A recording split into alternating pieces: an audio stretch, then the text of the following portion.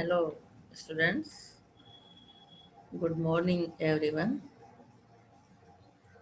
कल के क्लास में तुम लोगों ने डी ब्लॉक के स्पेशल कैरेक्टरिस्टिक्स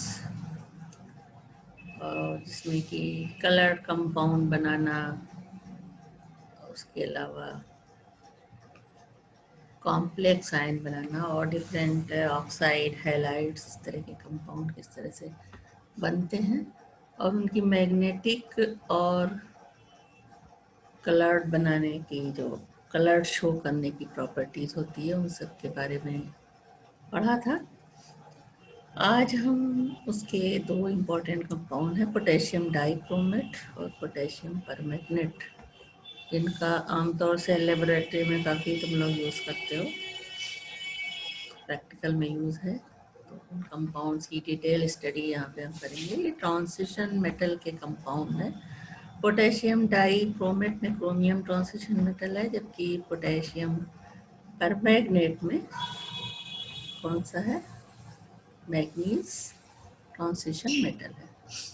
तो आज इन दोनों कंपाउंड की केमिस्ट्री, इनका प्रिपरेशन, इनकी प्रॉपर्टीज़, इस बारे में इस क्लास में हम बात करेंगे।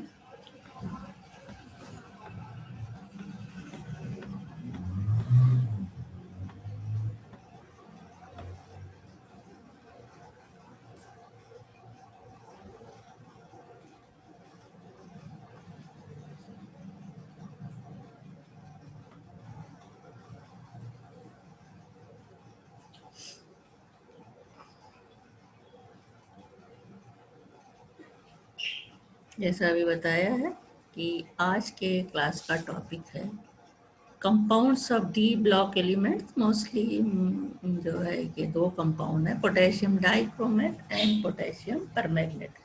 कल के क्लास में हमने हाइलाइड्स, सल्फाइड्स, ऑक्साइड्स किस तरह से बनते हैं, कि क्या कैरेक्टरिस्टिक्स होती है ट्रांजिशन मेटल के, उसके बारे में बताया था। इन दोनों कंपाउंड्स के बारे में हम डिटेल में स्टडी करेंगे। तो पहले हमने लिया है potassium dichromate, molecular formula K2Cr2O7। It is the most important compound of chromium. It is manufactured from chromite ore FeOCr2O3. The manufacture of potassium dichromate involves the following steps. First, conversion of chromite into sodium chromate. The concentrated chromite ore is mixed with excess of sodium carbonate. The mixture is roasted in reverberatory furnace in a free supply of air. Chromic oxide present in the ore is converted into sodium chromate. Reaction is here. This is chromite reacts with sodium carbonate and oxygen to form sodium chromate. Ferric oxide and carbon dioxide removed. The roasted mass is extracted with water when sodium chromate goes into solution, leaving behind insoluble ferric oxide and unconverted ore. तो क्या ये soluble हो जाता है, बाकी चीज़ें जो होती हैं वो insoluble होती हैं, तो हम soluble solution जो बनता है उसको अलग कर लेते हैं। Now second step, conversion of sodium chromate into sodium dichromate. The solution of sodium chromate is treated with concentrated amount of sulfuric acid. This converts sodium chromate into sodium dichromate. Reaction is here. Sodium chromate reacts with sulfuric acid to convert sodium dichromate Na2Cr2O7 and sodium sulfate H2O. इसका ये इस तरह से reaction आयनिक दिखा जाएगा, तो इस तरह से होगा। The sodium is concentrated. On cooling, less soluble sodium sulfate crystallize out as sodium sulfate. These crystals are filtered. The remaining solution contains sodium dichromate. Now, third step, conversion of sodium dichromate into potassium dichromate. Sodium dichromate is more soluble than potassium dichromate. Potassium dichromate is formed when hot concentrated solution of Sodium dichromate is mixed with potassium chloride in equimolar proportion. Sodium dichromate reacts with potassium chloride to form potassium dichromate. Sodium chloride precipitates out from the hot solution which is filtered off. On cooling, the metal liquid crystals of potassium dichromate separate out. Now the laboratory method of preparation of potassium chrome dichromate.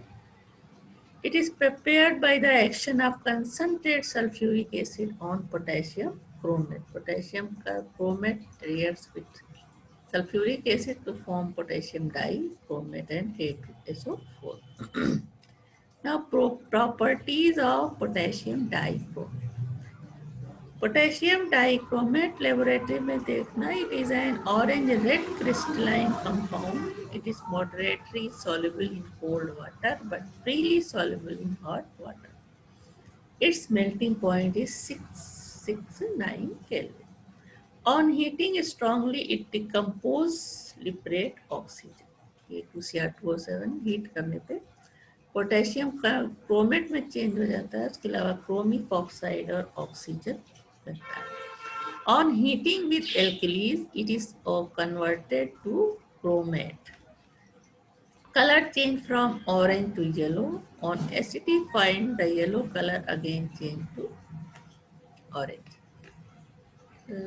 KOH से reaction करके yellow solution of potassium chromate बनता है और इसको फिर से हम आयनिक reaction इस तरह से है. Cr2O7 आयन ऑरेंज होता है, वो इस KOH आयन से रिएक्शन करके येलो क्रोमेट आयन बनाता है. ये डाइक्रोमेट आयन था. येलो डाइक्रोमेट आयन फिर से एसिडिफाइड जब किया जाता है तो ये क्रोमेट आयन डाइक्रोमेट आयन बना लेता है. In alkaline solution, chromate ions are present, while in acidic solution, dichromate ions are present. Both the ions are in equilibrium at pH 4. इस तरह से तो alkaline solution में chromate ion present होगा और जब इस solution acidic होगा तो ये dichromate ion present होगा और 4 pH पे ये दोनों equilibrium में होंगे. It acts as powerful oxidizing agent in acidic medium. Dilute H2SO4 से acidify करके potassium dichromate का ये as a oxidizing agent काम करता है. इसका reaction इस तरह से होता है, जब acidified किया जाता है तो ये 2Cr3 plus ion plus H2O बनाता है. The dichromate ion takes up electron in acidic medium and hence act as an oxidizing agent. In this reaction, chromium plus 6 is reduced to chromic 3 plus. The potential equation in terms of available oxygen is written as potassium dichromate plus sulfuric acid plus K2SO4 plus Cr2 potassium chromium sulphate plus H2O plus 3O. 1 मोल से हमें oxygen कितनी मिलती है reaction में 3 into, यानी ये जो nascent oxygen मिलती है यही ऑक्सीडाइजिंग करने के लिए रिस्पॉन्सिबल होती है कंपाउंड्स को. Thus the equivalent mass of potassium dichromate in acidic medium is molecular mass upon plus 6. Oxidation state होता है इसका एसिडिक मीडियम में तो हो जाएगा 294. ये क्या है इसका मोलिकुलर वेट अपॉन 6 तो ये हो जाएगा 49. यानी इक्विवेलेंट मास जो है वो molecular mass divided by 6. Acidic solution में इस क्रोमियम की जो ऑक्सीडेशन स्टेट होती है 6 होती है तो इससे डिवाइड करते हैं तो equivalent weight of chromium potassium dichromate का इन एसिडिक मीडियम आता है 49. Some of the oxidizing reactions of potassium dichromate. First है iodine is liberated from potassium iodide. Acidified potassium dichromate जो नेसेंट ऑक्सीजन देता है जो कि रिएक्शन करता है KI से. ओवरऑल रिएक्शन है potassium dichromate KiH2SO4 chromic sulphate बनता है, वाटर और आयोडीन लिबरेट होती है। The equation is terms of electron method में बी रिटन एज, इसको इस तरह से इलेक्ट्रॉन मेथड में हम इस तरह लिखेंगे Cr2O7 2 माइनस, फिर 14H प्लस 7H2O है, प्लस 6I माइनस 3Cr3 यहाँ बन रहा है, Cr2 Cr3 plus 3I2 plus 7H2। Ferrous salts are oxidized to ferric salt. Overall reaction ये है सामने K2Cr2O7 plus ferrous sulphate plus sulphuric acid, acid से रिएक्शन करके हर रिएक्शन की तरह यहाँ ये नेसेंट ऑक्सीजन बनती है जो कि फेरस सल्फेट को फेरिक सल्फेट में कन्वर्ट करती है। यहाँ ferric sulphate plus chromium sulphate, chromic sulphate plus H2O और K2SO4 आयनिक रिएक्शन 6Fe2 प्लस, यहाँ से लेते हैं 6Fe2 plus Cr2O7 2 minus 14H2, फिर ये हो जाएगा 6Fe3 plus Cr2 3Cr3 plus और H2S। Sulphides are oxidise to sulphates. Overall reaction sodium sulphide potassium dichromate sulphuric acid, तो ये कन्वर्जन इस तरह से हो रहा है sodium sulphate potassium sulphate chromium sulphate and water. Ionic reaction इसका Cr2O7 2 minus 3SO3 2 minus 18H plus, just यहाँ पे क्या है इसको लिखने की जरूरत नहीं है, सल्फर डाइऑक्साइड सल्फेट आयन ये वाला, तो 3SO4 2 माइनस, फिर ये 2Cr3 plus plus 4H2। H2 is H2S यानी hydrogen sulphide is oxidise to sulphur. Reaction इस तरह से है पोटेशियम डाइक्रोमेट H2SO4 H2S, तो ये क्रोमिक सल्फेट H2S और सल्फर में ये ऑक्सीडाइज हो रहा है। आयनिक रिएक्शन Cr2O7 2 माइनस, ये हो जाएगा 8 प्लस H2S, उसके बाद ये है 2Cr3 प्लस 7H2O और 3S। Sulphur dioxide is oxidise to H2SO4। Overall reaction ये है। आयनिक रिएक्शन इसका इस तरह से हो जाएगा 3SO2 2H plus 3Cr3 2Cr3 plus 3SO2 minus SO4 2 minus यहाँ से और H2। When the solution is evaporated, chrome alum is obtained। इस रिएक्शन से जब इसको अगर हम evaporated करेंगे तो हमें क्रोम एलम मिलता है, ये तीनों चीज जोड़ करके क्रोम एलम बनाता है। It oxidizes nitrides to nitrates। Potassium dichromate, sulfuric acid, sodium nitrite forms nitrate। Ionic reaction Cr2O7 2 minus 8H plus 3NO2 minus, यहाँ इधर हो जाएगा 2Cr3 plus 3NO2 nitrate ion plus. It oxidize halogen acid to halogens. Potassium dichromates भी reacts with hydrogen chloride to form chromium to trichloride plus 7H2O plus 3Cl। HBr से reaction करके इसी तरह से ये क्या लिबरेट करता है ब्रोमीन, और HI से रिएक्शन करके it forms iodine. It oxidize stannous salt to stannic salt. Potassium dichromate ionic reaction है इसका 14H प्लस 7H2O होगा, ये 3SN2 प्लस मीन्स, और फिर ये है स्टेनस आयन, और स्टेनस आयन कन्वर्ट हो जाता है स्टेनिक आयन में। ओवरऑल रिएक्शन लिख सकते हो, ये हो जाएगा 7H2SO4 प्लस SnCl 2, और यहाँ हो जाएगा Cr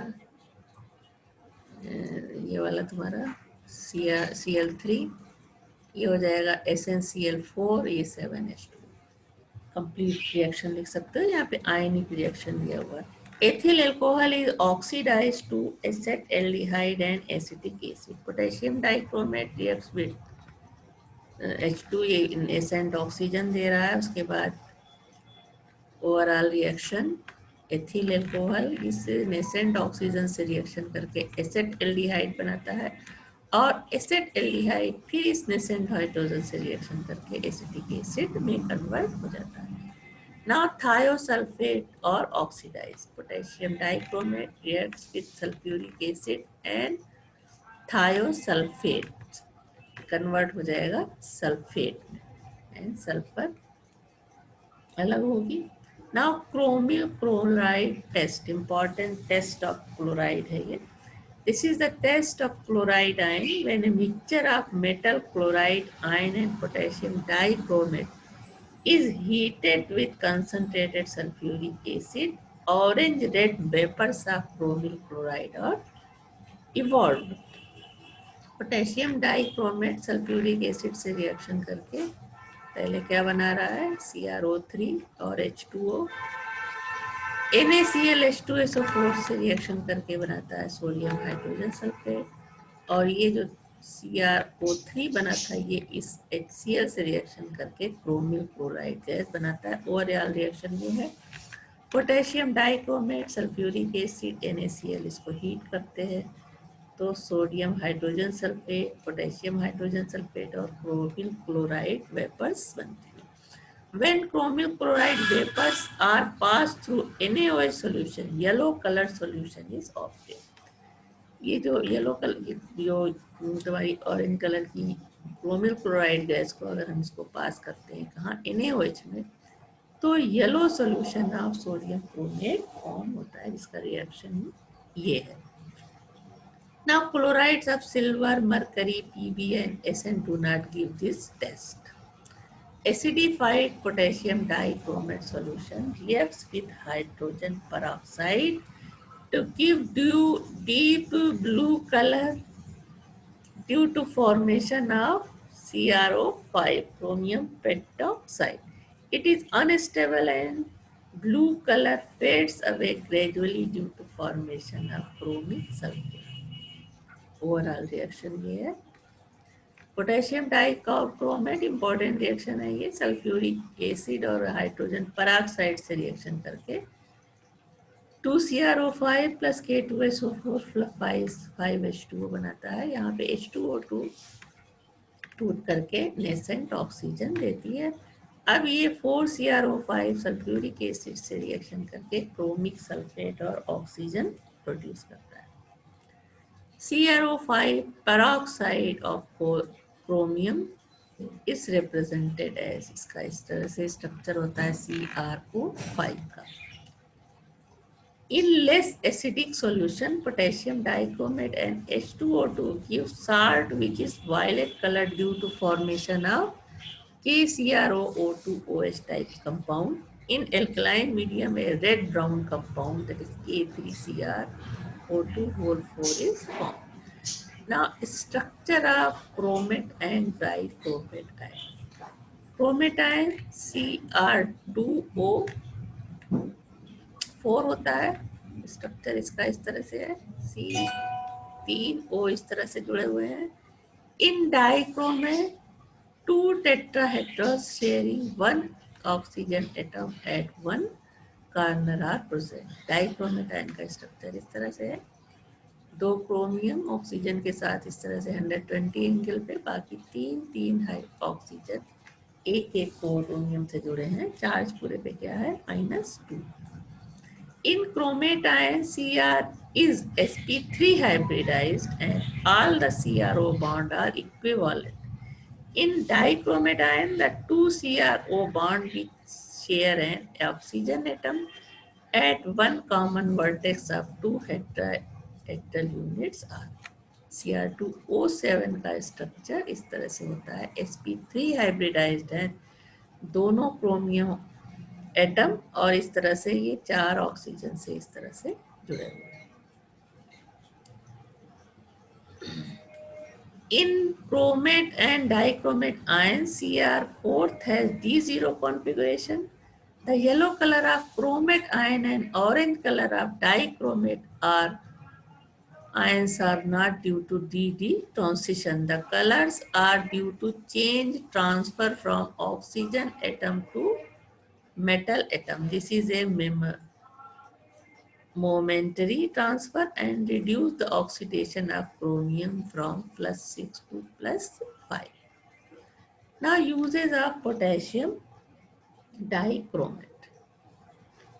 Potassium dichromate used as a volumetric reagent in estimation of reducing agents such as oxalic acid, ferrous ions, iodide ions, etc. This is used as primary standard. Second, it is in the preparation of several chromium compounds such as chrome alum, chrome yellow, chrome red, zinc yellow, etc. These compounds are used as pigments. In dyeing, calcicoprinting, chrome photography, etc. It is used in chrome dyeing, calico printing, chrome tanning, photography, etc. Chromic acid is used as a cleansing agent of glassware.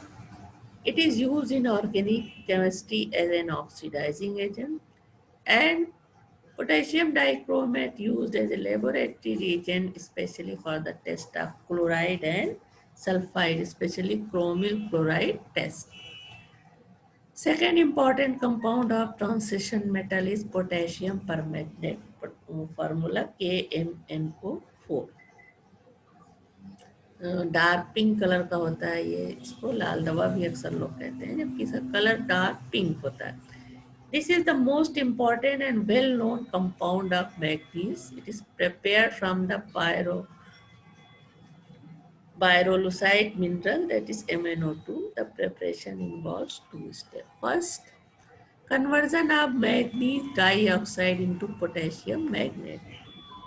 Pyrolusite ore is mixed with either potassium hydroxide or potassium carbonate. The mixture is fused in presence of atmospheric oxygen or any other oxidizing agent such as potassium nitrate. The mass turns green with the formation of potassium magnate. Reactions are here. Manganese dioxide reacts with KOH and O2 forms. What is this? Potassium magnate and H2O. Manganese dioxide जब potassium carbonate लेंगे oxygen के साथ reaction करके तब भी ये potassium magnet बनाएगा. और इसके अलावा KOH और पोटेशियम नाइट्रेट से अगर रिएक्शन कराते हैं तो भी पोटेशियम मैग्नेट, जब ग्रीन मास होगा इसका फॉर्म होता है. उसके अलावा पोटेशियम नाइट्राइड बनता है. In second step oxidation of potassium manganate to potassium permanganate. The fused mass is extracted with water. Fused mass कौन सा ये? पोटेशियम मैग्नेट का. The green solution is treated with a current of chloride. The green solution is treated with a current of chlorine or ozone or carbon dioxide to convert magnet into paramagnet. तो ये जो fuse मास हमें मिला उसको पहले हम extract करते हैं वाटर के साथ सोल्यूशन में, फिर उसको क्लोरीन वहाँ पे करंट पास करते हैं तो ये कन्वर्ट हो जाता है पोटेशियम परमैग्नेट और KCl में. इसी तरह ओजोन से रिएक्शन कराने में भी पोटेशियम मैग्नेट से पोटेशियम परमैग्नेट बनता है.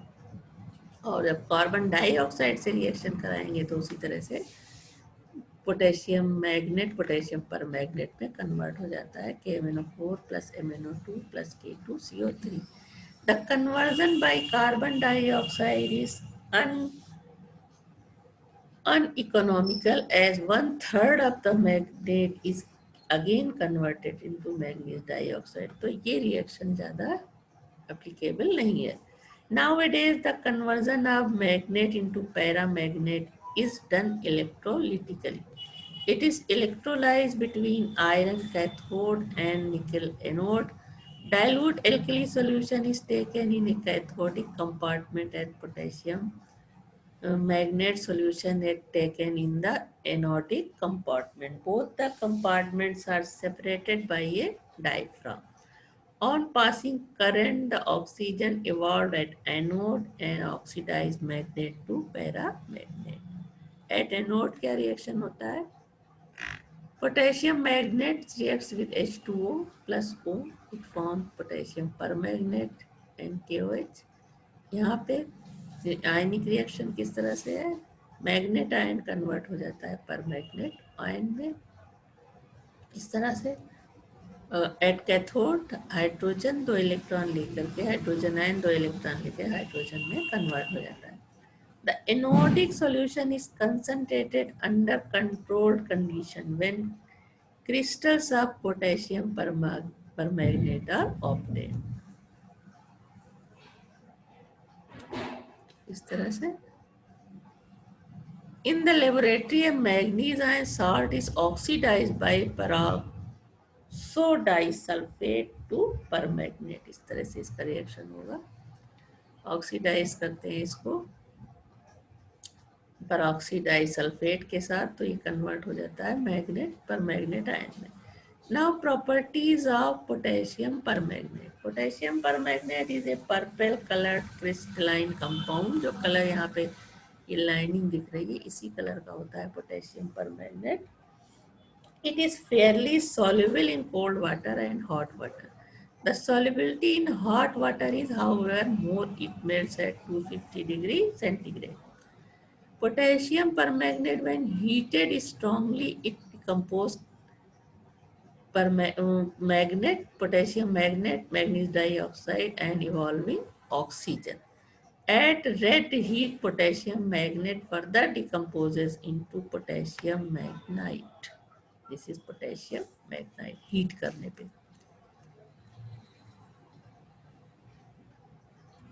एनोड और कैथोड पे जो हाइड्रोलिसिस रिएक्शन था वो है, जो अभी इलेक्ट्रोलिसिस प्रोसेस बताया था उसमें पोटेशियम मैग्नेट 2 आयन देता है, मैग्नेट आयन और पोटेशियम आयन और H2O H प्लस आयन और OH माइनस आयन। एनोड पे रिएक्शन होता है, मैग्नेट आयन कन्वर्ट होता है परमैग्नेट आयन में और हाइड्रोजन आयन कन्वर्ट होता है कैथोड पे गैस में। इलेक्ट्रोलिसिस का एपरेटस ये है सामने।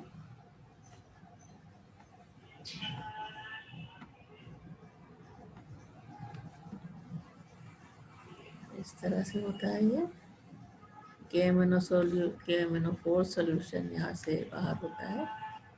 ये है रोटेटिंग वायर नेट एनोड ये तुम्हारा, और इंसुलेटर कैथोड यहाँ पे ये है। पोटेशियम मैग्नेट यहाँ से इंटर कराया जाता है, तो इलेक्ट्रोलिसिस के बाद पोटेशियम परमैग्नेट जो बनता है उसको यहाँ से बाहर कर लेते हैं, तो पूरा स्टेटस इसका इस तरह से होता है और छोटा नहीं हो रहा है। चलो खैर ठीक है, डायग्राम समझ में आ रहा है तुम लोगों को। तो electrolytic process for the preparation of potassium permanganate, इसका डायग्राम था ये। Now properties, it is purple coloured crystalline compound, ये भी बताया गया है। It is fairly soluble in cold water and hot water. The solubility in hot water is however more, it melts at 250 degree centigrade. Heat करने के दोनों reaction बता दिए थे, उसके बाद हम और आगे के रिएक्शन देखते हैं। When heated with alkali, it also decompose evolving oxygen, ये भी रिएक्शन हो गया। उसके बाद है with well cooled concentrated sulfuric acid, it forms manganese heptoxide. Mn2O7 is known as heptoxide, which decomposes to MnO2 on warming. The reaction is usually explosive in nature. Potassium permanganate reacts with sulfuric acid to forms heptoxide plus H2O. Heptoxide decomposed to form MnO2 यानी manganese dioxide plus 3H2O2 with warm concentrated sulfuric acid oxygen gas is given out. इस तरह से warm concentrated sulphuric acid से reaction होने पे ये potassium sulphate, manganese sulphate water बनाता है और ऑक्सीजन इवॉल्व होती है। Potassium permanganate is a powerful oxidizing agent. A mixture of sulfur, charcoal, and camenophore forms an explosive powder. A mixture of oxalic acid and potassium permanganate catches fire spontaneously after a few seconds. The same thing happens when glycerine is poured over powdered camenophore.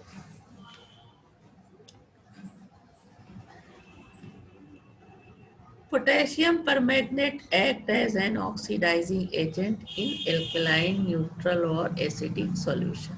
Important property of potassium permanganate.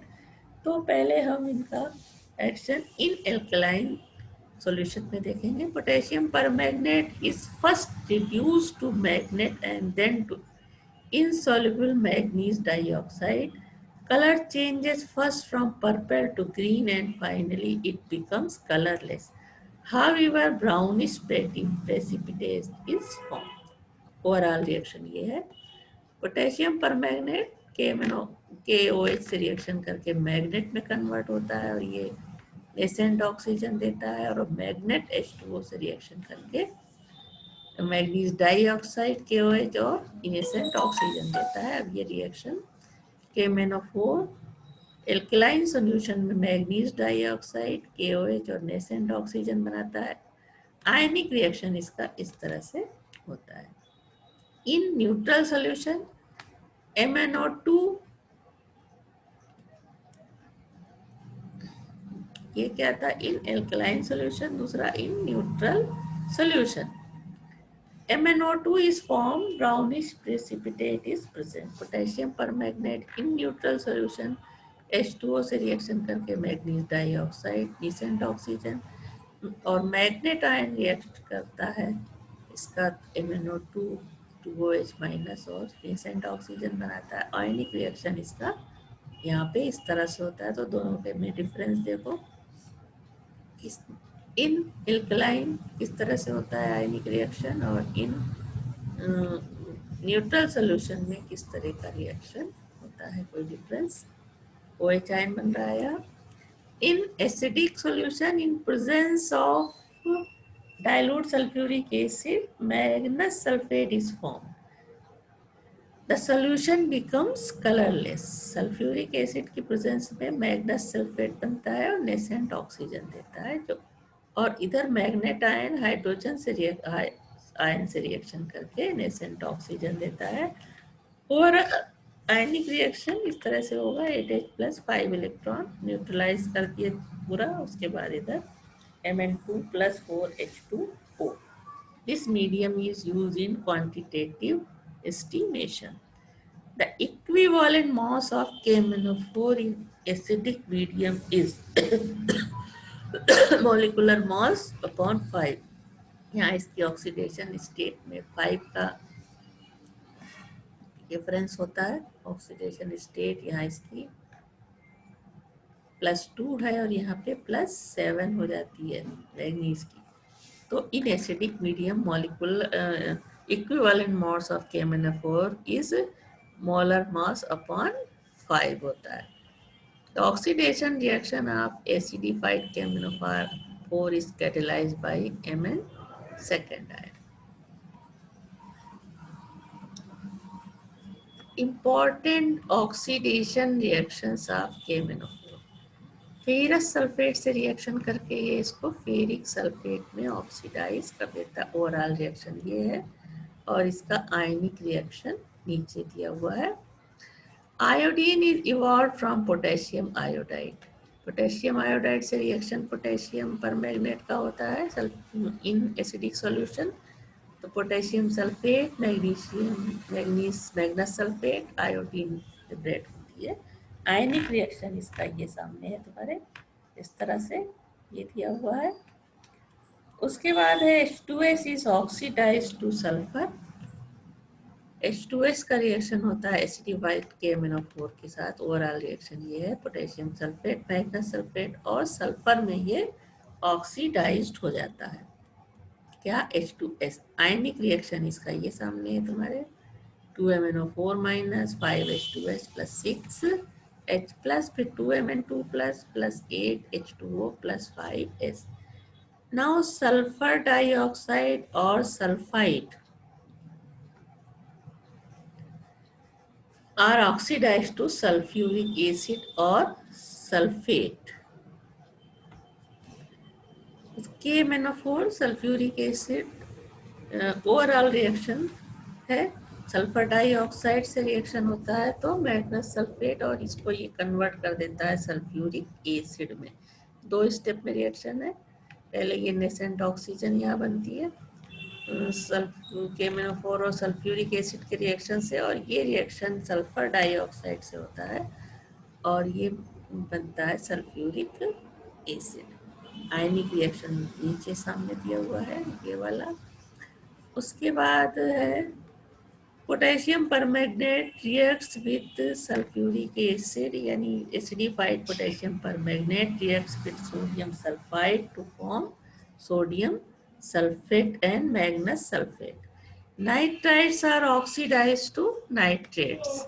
KMnO4 reacts with sulfuric acid plus sodium nitrite to form magnus sulfate and sodium nitrite. ये आयनिक reaction, ये आयनिक reaction है तुम्हारे सामने। उसके बाद है oxalic acid oxidize to carbon dioxide और oxalates are oxidise to carbon dioxide. Acidified KMnO4 nascent oxygen इसका ऑक्सैलिक एसिड से रिएक्शन करता है और ये क्या होता है, सल्फर कार्बन डाइऑक्साइड और H2O में ऑक्सैलिक एसिड कन्वर्ट हो जाता है। उसी तरह KMnO4 ओवरऑल रिएक्शन इस तरह लिख सकते हैं, KMnO4 sulphuric acid plus oxalic acid, तो ये पोटेशियम सल्फेट, मैग्नस सल्फेट और वाटर और कार्बन डाइऑक्साइड में ये कन्वर्ट हो जाता है, जिसका आयनिक रिएक्शन इस तरह से ये सामने है।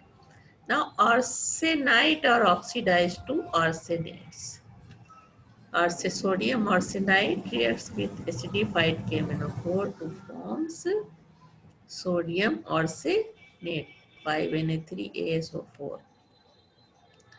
Hydrogen halides, that is HCl, HBr और HI are oxidized to halogen। इस तरह से HX रिएक्शन होता है कि एसिडिफाइड KMnO4 के साथ, तो जो भी हेलोजन होगा I या Br या Cl वो इवॉल्व होगी। इस तरह से इसका आयनिक रिएक्शन है ये। Hydrogen peroxide is oxidise to H2O, important reaction. Acidified KMnO4 से हाइड्रोजन पेरोक्साइड का रिएक्शन होता है तो पोटेशियम सल्फेट, मैग्नस सल्फेट और ये ऑक्सीजन इवॉल्व होती है, जिसका कि जो आयनिक रिएक्शन है ये तुम्हारे सामने है। Now ethyl alcohol is oxidised to acetaldehyde. Ethyl alcohol reacts with acidified KMnO4, it forms magnus sulfate and acetaldehyde. This is the main product.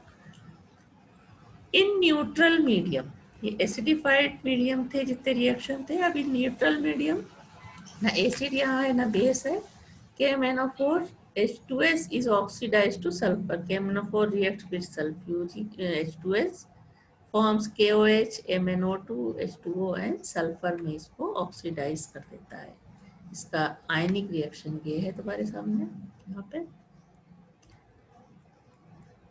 उसके बाद है manganese sulphate, manganous salt is oxidise to manganese dioxide. Reaction इसका ये सामने KMnO4 reacts with manganese sulfate to forms sulfuric acid and manganese dioxide। इसका जो आयनिक reaction है ये सामने है। Now sodium thiosulfate is oxidized to sulfate and sulfur. Neutral KMnO4 reacts with sodium thiosulfate, forms manganese dioxide and sodium sulphate. पूरा reaction ये है और इसका आयनिक रिएक्शन ये है तुम्हारे सामने। Now in alkaline medium iodides are oxidised to iodines. Alkaline medium जब होगा KMnO4 reacts with Ki. It forms manganese dioxide and potassium iodate. Ionic reaction ये है सामने, note down this. When an olefin compound is shaken with alkaline potassium permanganate solution, which is known as alkaline potassium permanganate solution is known as Bayer reagent, the pink color is discharged. The example, ethylene when treated with Bayer's reagent, it is oxidized to glycol and permanganate is reduced, the pink color disappear. Ethylene reacts with potassium परमैग्नेट तो glycol बनाती है ये, और जो pink colour होता है potassium परमैग्नेट का वो डिसअपियर हो जाता है. तो इस तरह से ये एक अनसेचुरेशन टेस्ट भी होता है एथिलीन का या एल्कीन का, जिससे हमें पता चलता है कि जो कंपाउंड है उसमें डबल बॉन्ड प्रेजेंट है. Now uses of potassium permanganate. It is used as an oxidizing agent in laboratory and industry. In organic chemistry, the alkaline solution of KMnO4 is employed as Bayer reagent for the test of presence of double bond. जो reaction अभी ये देखा, यही reaction है, presence of double bond का test है. यानी ethylene का रिएक्शन जब पोटेशियम परमैग्नेट से कराते हैं तो उसका कलर डिसअपियर हो जाता है, जिससे पता चलता है कि जो कंपाउंड है उसमें डबल बॉन्ड है. It is used for qualitative detection of halides, oxalates, sulfides, etc.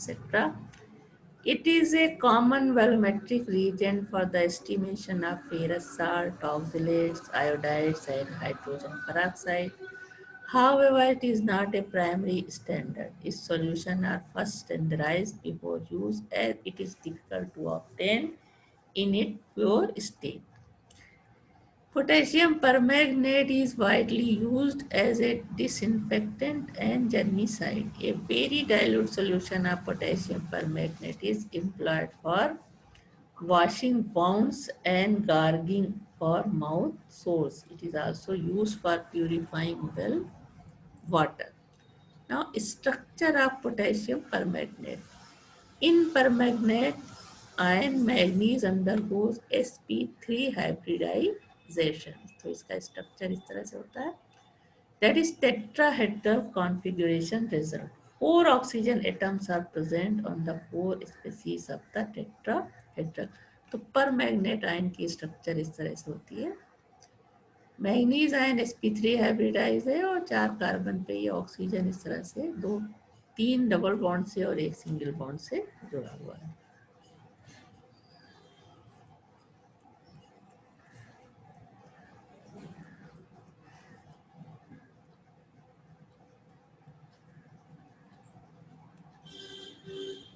Applications of transition elements. Last topic है डी ब्लॉक के लिए. ट्रांजिशन एलिमेंट्स का क्या एप्लीकेशन होता है वो यहाँ पे दिया हुआ है. छोटा करके तुम लोगों को शायद पूरा दिखाई पड़े. ये application of transition elements.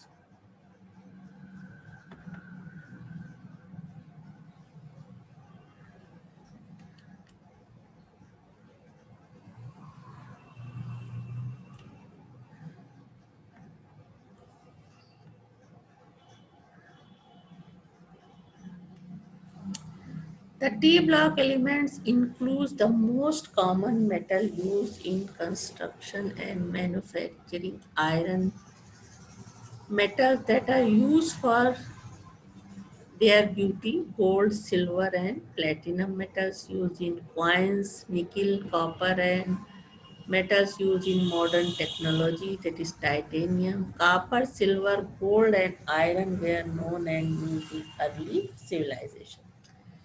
This group contains the densest elements osmium and iridium. इसकी डेंसिटी इसकी होती है 22.59 एंड इरिडियम की डेंसिटी 22.61, यानी densest elements.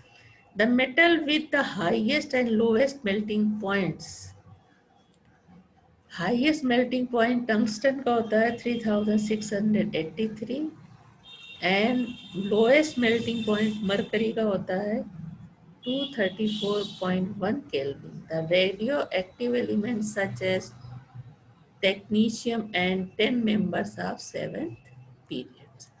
Certain D block elements are particularly important in living organisms.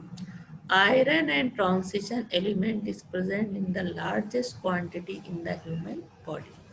The best known biological iron containing compound is the protein hemoglobin, the red component of blood that is responsible for the transport of oxygen. Cobalt is the crucial element in the vitamin B12, a compound that acts as a catalyst in the metabolism of carbohydrates, fats, and proteins. Molybdenum and iron together with sulfur form an reactive portion of nitrogenase, a biological catalyst used by nitrogen fixing organisms to convert atmospheric nitrogen into ammonia. Copper and zinc are important in another biological catalyst. Iron, zinc, copper, cobalt, nickel, manganese, and molybdenum are known to be essential component of enzyme. Vanadium and chromium are used essential for life, although their roles remain poorly understood. Some of bad elements are also present in this block. That is, mercury is toxic and is a threat to the environment. Now, some applications of some important metals. एक general जो importance है transition metal की वो अभी थोड़ा बहुत तुम लोगों को इंट्रोडक्शन में बताया। अब है कुछ इम्पोर्टेंट मेटल का हम अलग अलग से डिस्कस करते हैं कि क्या इम्पोर्टेंस इनकी होती है। तो पहला है transition metals find A number of application, a few of these here. First is titanium. Titanium is characterized by its high strength, its low density, and its stability at very high temperature. When allowed with when allied with a small amount of aluminum or tin, titanium has a high strength. Its major use in the construction of aircraft frames and jet engine. Because it is highly resistant to corrosion, it is used in the construction of pipes, pumps, and vessels for the chemical industry. Now, titanium dioxide is a brilliant white, highly chemically inert and non-poisonous compound. It finds wide use as a pigment in paints and other coating, in paper, sunscreens, cosmetics, and toothpaste. Second, iron and steel. Both iron and steel are most important construction material. Pure iron is used to make chain, nails, hooks, bolts, agricultural implements, electromagnets, bars, wires, etc. Steel is the commercial variety of iron. Stainless steel is used for making common articles, while special steels find application in specified field. Coinage metal. Copper, silver, and gold are known as coinage metal because they found early use as coins. They are being used even today for making coins. These metals are excellent electrical conductors and are highly resistant to corrosion. Copper is mainly used for making electrical wires and several important alloys such as brass, bronze, etc. Gold and silver are used in making jewelry. The most important use of silver is for the manufacture of silver nitrate and silver halide used in photography. And the another important metal is chromium. The main use of chromium is in making of metal alloys. Stainless steel contains as much as 20% chromium. Nichrome, a 60 to 40 alloy of nickel and chromium is used to make heat radiating wires in electrical devices.